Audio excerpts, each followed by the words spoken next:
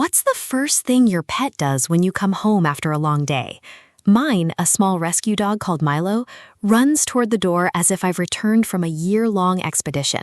His whole body wiggles, not just his tail, and it instantly changes my mood.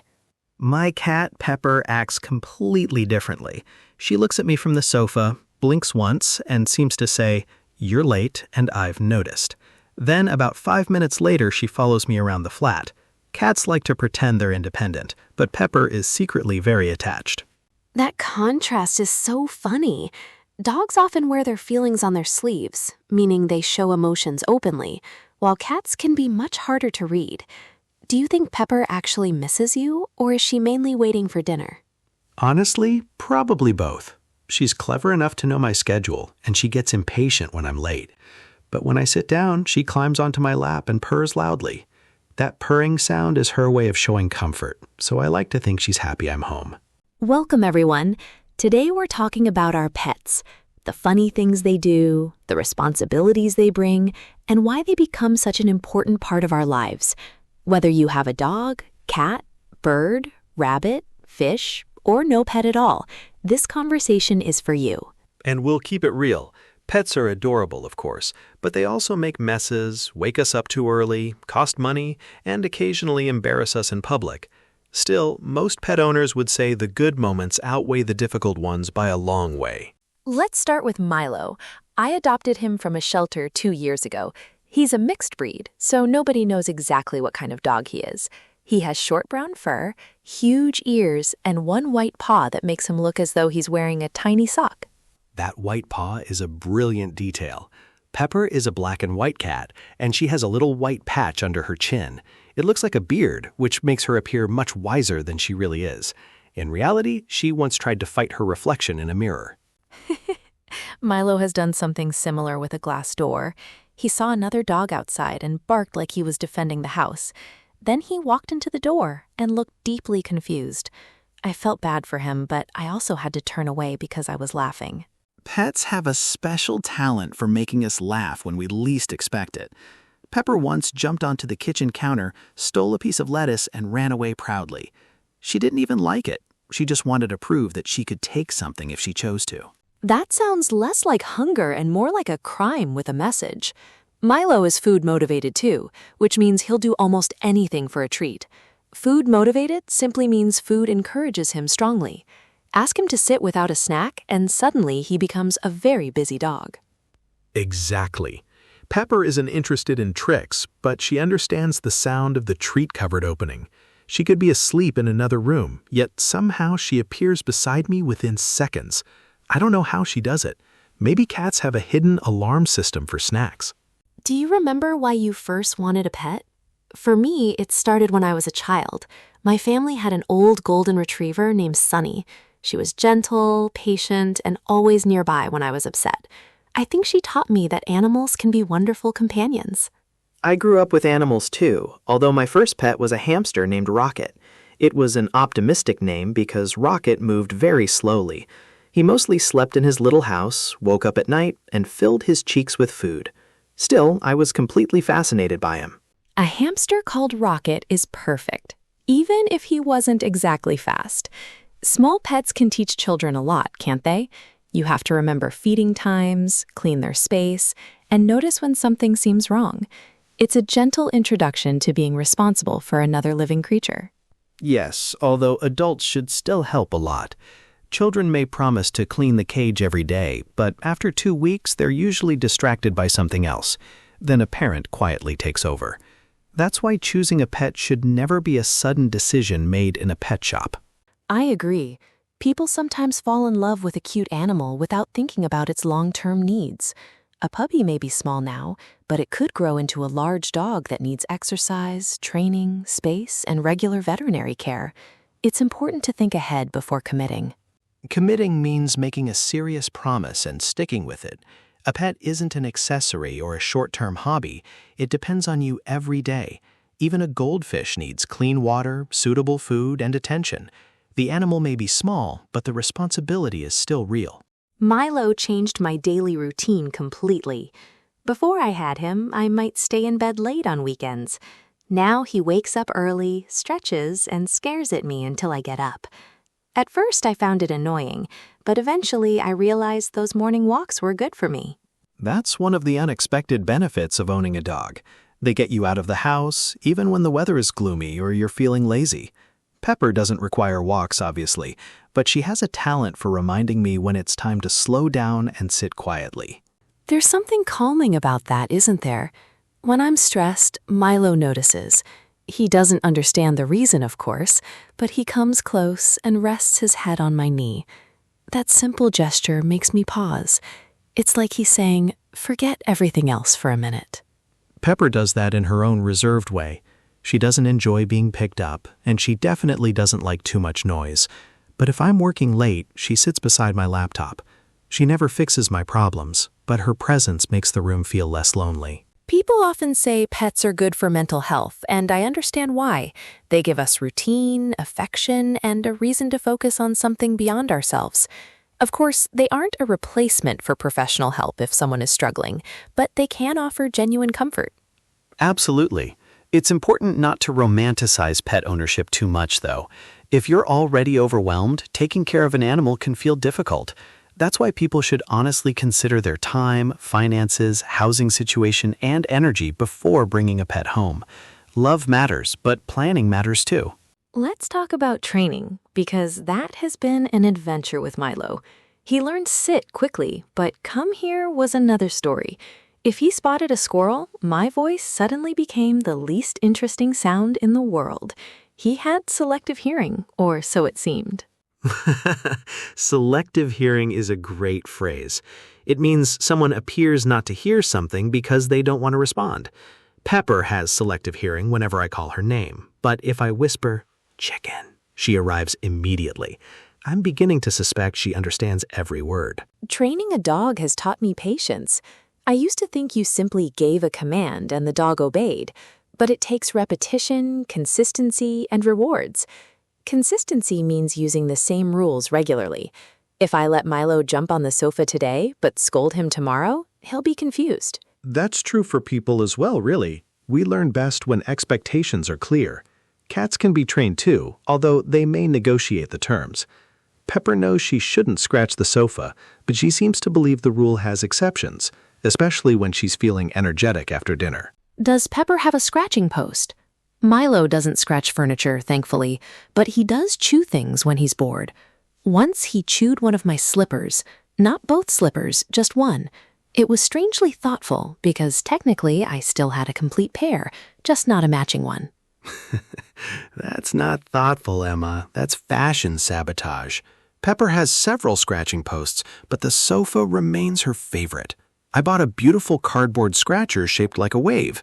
She ignored it for weeks, then slept on it. Apparently it was a bed, not a piece of furniture. Pets definitely have their own opinions about our purchases. I bought Milo an expensive toy that promised to keep dogs mentally stimulated. He looked at it for 10 seconds and chose an empty cardboard box instead. It turns out the box was more exciting than the toy.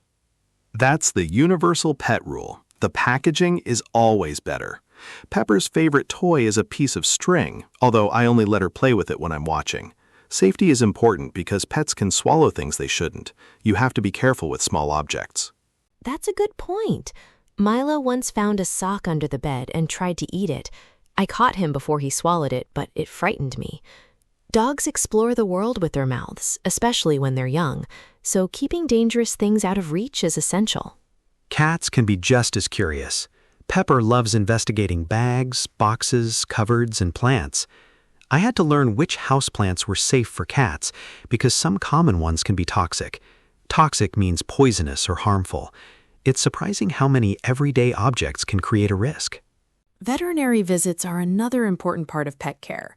Milo doesn't hate the vet, but he knows exactly where we're going when we turn onto that street. Then he suddenly becomes very slow. It's as if his legs stop working, and I have to encourage him inside. Pepper becomes a furry escape artist when she sees the carrier, the box used to transport a pet. She disappears under the bed, behind the curtains, or somehow into a place I didn't know existed. Then, after the appointment, she acts offended with me for hours. Poor Pepper. Still, those checkups are worth it because they can catch problems early. Milo gets his vaccinations, his teeth checked, and advice about his diet. I try not to give him too many treats, although he looks at me with those enormous eyes and makes resistance difficult. That expression is called puppy dog eyes for a reason. Even cats can do it. Pepper sits near her bowl and stares at me like she hasn't eaten in 3 days. Meanwhile, I know perfectly well that she had breakfast an hour ago. She's an excellent actress. Milo has a habit of pretending he's starving, too. Sometimes he sits beside the fridge and sighs dramatically. I've started checking his feeding schedule because I don't trust my own memory when he looks sad. He's learned that humans are easy to manipulate with a disappointed face. Pets are masters of emotional negotiation. Pepper once refused her usual food for a day, and I worried something was wrong. The vet said she was healthy. The next day, I offered a different flavor, and suddenly she ate happily. She had simply decided she wanted variety. That must have been frustrating, but also a little impressive. Milo isn't picky at all. He would probably eat a chair if I covered it in gravy. Still, I've learned that a balanced diet matters. It's tempting to share human food, but some foods aren't suitable for dogs. Exactly. Chocolate, onions, grapes, and certain other foods can be dangerous for dogs, while cats have their own dietary needs too. It's always better to check before sharing something from your plate. Loving a pet doesn't mean giving it every snack. Sometimes love means saying no. That's a meaningful idea. We often show love through food, especially in families, but care can look different. Taking Milo for a walk when I'm tired is love. Booking his vet appointment is love. Teaching him not to run into the road is love too. Yes, responsible love is not always glamorous. It includes cleaning up accidents, washing blankets, brushing fur, and changing plans when your animal needs attention. No one posts a photo of cleaning a litter tray, but that's part of the deal. Pet ownership has plenty of unglamorous moments. Speaking of fur, Milo sheds everywhere in spring. Shedding means losing old hair or fur. I find little brown hairs on my clothes, cushions, carpets, and occasionally in places that make no sense, like inside a closed cupboard. I've accepted that my home will never be completely hair-free. Pepper's fur is black, so it appears most clearly on white shirts. I can put on a clean jumper, walk past her for 30 seconds, and suddenly look like I've hugged a small chimney. I own several lint rollers now. They're sticky rolls that remove fur from clothes. I keep one lint roller by the door, one in my bag, and one at work. It sounds excessive, but pet owners understand. Another thing nobody warned me about was how many photos I'd take of Milo. My phone is full of him sleeping in almost identical positions. Same here. I have hundreds of pictures of Pepper in boxes. From an outsider's view, they're probably all the same photo. One cat, one cardboard box, one serious face. But I can explain the difference. In one, she's sleepy. In another, she's judging me. Every pet owner becomes convinced that their animal has a unique personality, and I think that's true. Milo is friendly with almost everyone, but he's nervous around bicycles. He also loves elderly people. On walks, he gently approaches them and waits for them to speak to him. That's lovely. Pepper is more cautious. She needs time before trusting visitors, especially loud ones. If people arrive quietly and let her approach first, she usually warms up to them. Warm up to someone means gradually becoming friendlier or more comfortable with that person. That's useful advice for meeting any pet, really. We shouldn't assume every animal wants to be touched immediately. With Milo, people often reach over his head and he steps back. I usually ask them to let him sniff their hand first. It gives him some choice. Giving animals choice is an interesting way to put it. We make many decisions for them, but we can still notice their signals. A tucked tail, flattened ears, growling, hiding, or moving away can mean they're uncomfortable. Ignoring those signs can make a pet more anxious. I've become much better at reading Milo's body language. When his tail is high and loose, he's usually relaxed. When he freezes and stares, something has caught his attention. I'm not an expert, but living with him has made me more observant than I used to be. Pepper communicates mainly through her tail and her eyes. When her tail flicks sharply, she may be irritated. When she slowly blinks at me, she's calm. I sometimes slowly blink back, which probably makes me look ridiculous, but it seems to work. We have our own strange conversation. That isn't ridiculous at all. It shows how relationships with pets grow through small routines. Milo and I have a quiet ritual before bed. I fill his water bowl, he circles his cushion twice, and then he settles down with a long sigh. It feels peaceful. Pepper's bedtime routine is less peaceful because she often gets a burst of energy at midnight. She races down the hallway, jumps onto the chair, and attacks a toy mouse as though she's hunting in the wild. Then she sleeps peacefully while I lie awake listening. Cats are famous for their midnight energy. Milo used to wake me early, but he's become more relaxed as he's grown older. I actually miss some of his puppy chaos. Back then, every day felt unpredictable. Now he's calmer, but he still gets excited when he sees his leash. A leash is a perfect example of a word that can mean different things. For a dog, it's the strap used for walking. For people, to keep someone on a short leash can mean controlling them closely. Fortunately, Milo sounds like he gets plenty of freedom. He does, within reason. I let him sniff during walks because it's his way of discovering the world. Sometimes I used to rush him along, but a trainer explained that sniffing is mentally stimulating for dogs. So now I try to slow down and let him explore. That's a nice lesson for humans, too. We often hurry through everything, even enjoyable things. A pet can remind us to notice simple details. A new smell after rain, birds singing, sunlight on the floor, or the comfort of sitting quietly with someone we trust. I couldn't agree more.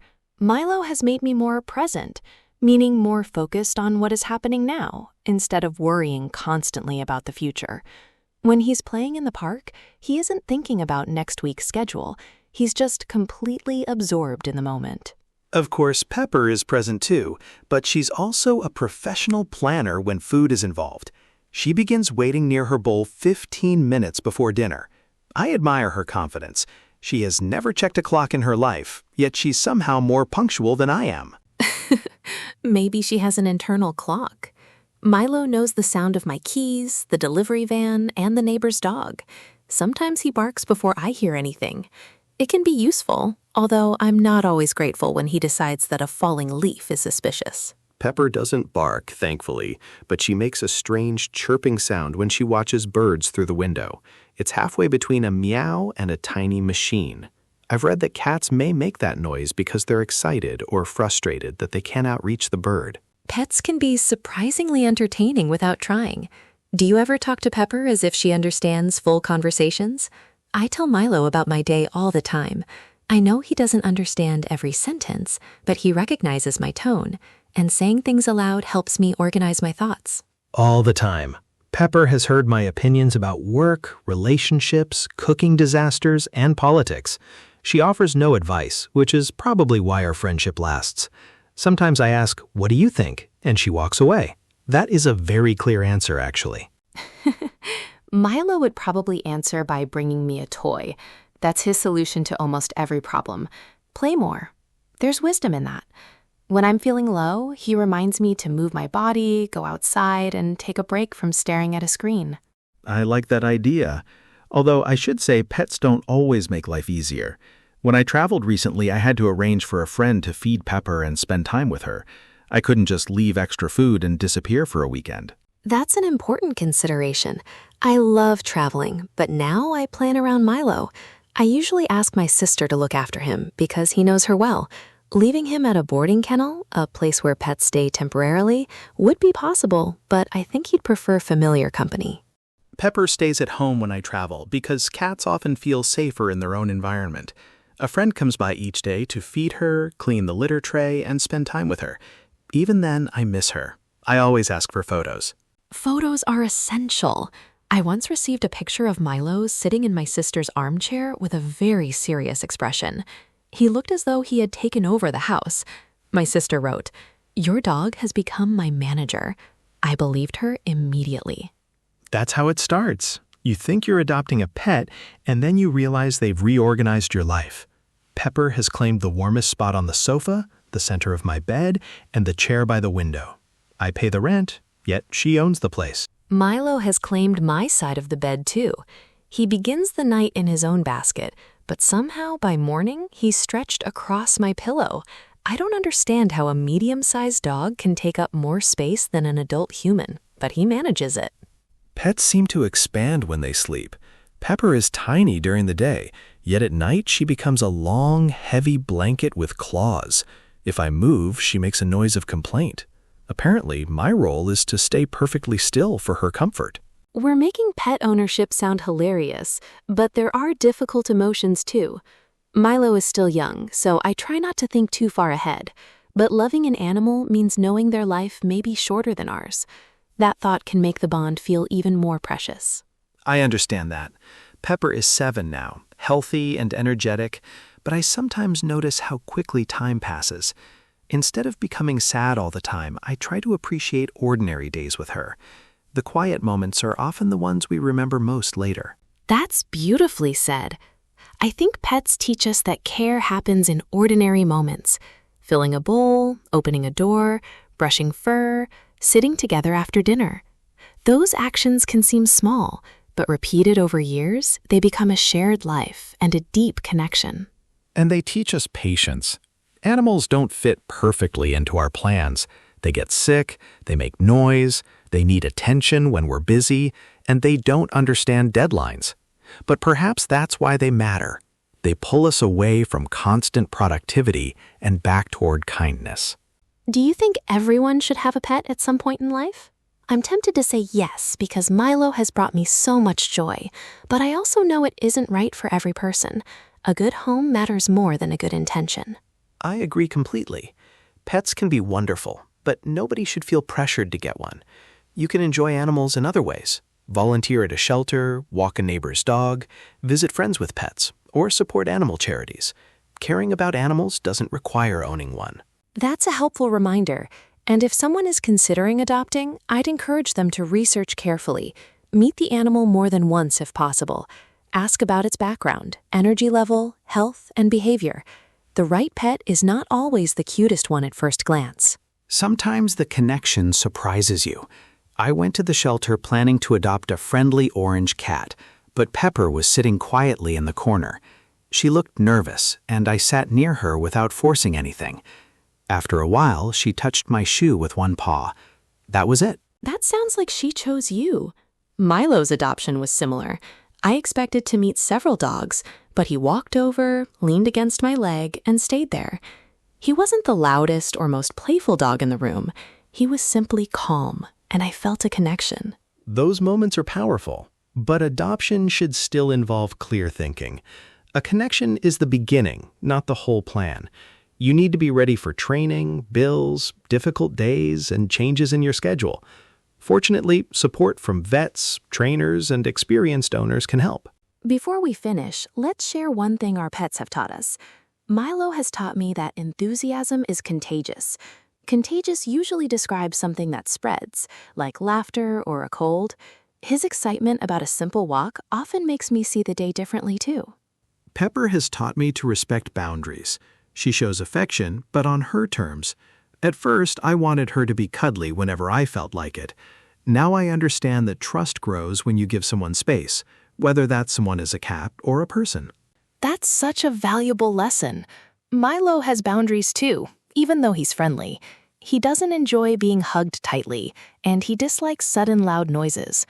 Learning to notice those preferences has made me kinder. Love isn't only about expressing our feelings, it's about listening to another being. Exactly. And listening isn't always about words. With pets, we pay attention to behavior, energy, movement, and routine. That skill can make us more empathetic, meaning better at understanding how someone else might feel. It's a small lesson with a surprisingly big effect on everyday life. If you have a pet, maybe take a moment today to notice one ordinary thing they do that makes your life better. Perhaps it's the way they greet you, sit beside you, demand breakfast, or make you laugh after a difficult day. Those little moments matter. And if you don't have a pet, think about an animal you've known or admired. Animals remind us that connection doesn't need to be complicated.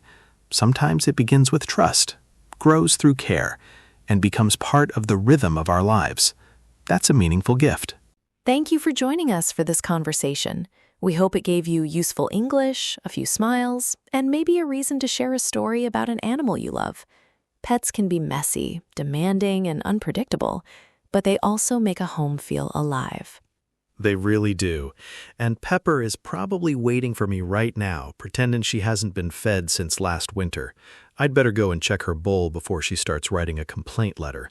Take care of yourselves, take care of animals, and we'll talk again soon.